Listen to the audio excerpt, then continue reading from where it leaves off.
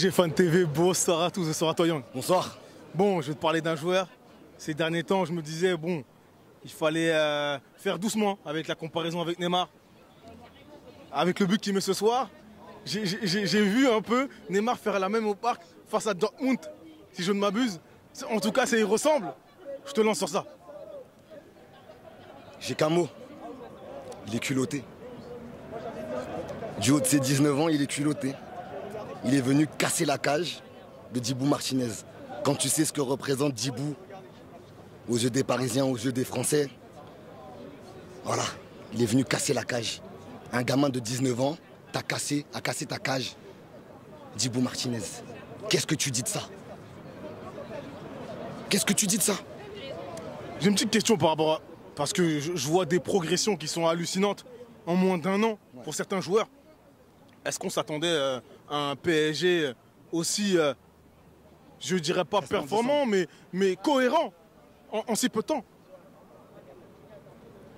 Quand tu laisses du temps, au temps. Je vais reprendre certains de mes derniers débriefs. Quand tu laisses du temps, au temps. Ça finit par rentrer. C'est le métier qui rentre. Tout simplement, et les circuits de passe sont bien huilés aujourd'hui. Les joueurs connaissent... chacun connaît la partition qu'il a à jouer dans cette équipe. C'est beau à voir. Je me répète encore sur mes derniers débriefs, c'est beau à voir.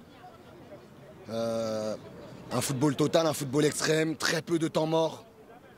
Paris a le ballon, c'est des longues phases de possession, c'est des adversaires qui sont asphyxiés.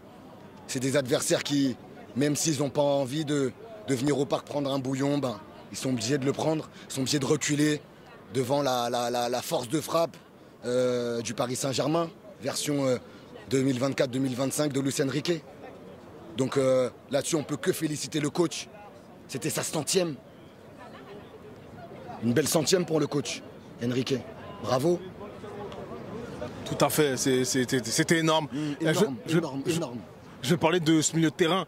Finalement, c'est un peu le milieu de terrain des grands rendez-vous avec Ruiz, Neves et bien sûr Vitinha. Les trois ont été très bons. Vraiment très bons. Comme je t'ai dit, chacun connaît sa partie de la partition. Les trois ont rendu une très belle copie. Ruiz est passeur décisif ce soir. Vitinha, il est encore à la baguette. Il est encore au four et au moulin. João Neves, il est partout, il est précieux. C'est un chouchou. C'est devenu un chouchou du parc. Quand c'est comme ça, tu peux que les féliciter.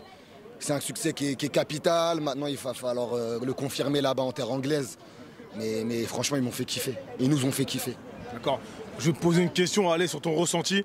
Voilà, certains supporters disent qu'il y a quelque chose de spécial cette année, comme un parfum de... Est-ce que c'est ton avis? Parfum de quoi? Ah, je sais pas, tu peux terminer la phrase. Parfum de aller jusqu'au bout, parfum de peut-être gagner une coupe européenne, je sais pas. C'est vrai que le Paris Saint-Germain n'a jamais été dans une phase comme ça. Une phase où on est vraiment les méchants. On est vraiment les méchants de l'histoire. On fait peur à, j'ai l'impression, beaucoup de monde. Peut-être qu'ils songeaient, mais tu sais, moi je suis prudent de base. J'ai pas envie de m'avancer dans ces trucs-là. C'est comme j'entends à droite à gauche, Ousmane Dembélé, Ballon d'Or. Je veux pas encore en parler, les gars. Doucement avec ces trucs-là. Le football, c'est fragile. Donc, écoute, c'est vrai que tous les feux sont ouverts pour le moment. Faut croiser les doigts, on croise les doigts, que ça continue. Mais c'est vrai que ouais, on est sur un petit nuage, mais il faut quand même rester lucide et humble. Pas oublier qu'on a pas mal souffert sous Pochettino, sous Galtier. Là, on est sur 1 an et demi d'un très bon boulot de Luis Enrique qui commence à porter ses fruits. Mais je pense que ouais, faut quand même rester mesuré. Je peux rajouter quand même un dernier mot? Vas-y. Ce soir, l'atmosphère du Parc des Princes, tout bonnement exceptionnelle. Tifo en début de match, vraiment 5 étoiles. J'ai kiffé. Mais ce rôle de 12e homme, je l'avais déjà vu contre City. Je l'avais déjà vu contre Liverpool. Je l'ai revu ce soir. Forteresse imprenable en Coupe d'Europe. pas seulement en Ligue 1. J'avais des fois mal aux oreilles, frère. Tellement, ils ont fait part de leur ferveur autour de moi. Et moi également dans le stade, bien sûr. Hein. Parce que moi aussi, pendant les matchs, tu sais comment je suis au stade. Hein. Donc, non, exceptionnel. Soirée exceptionnelle.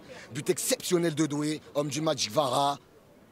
Et puis voilà, bonne soirée à tous.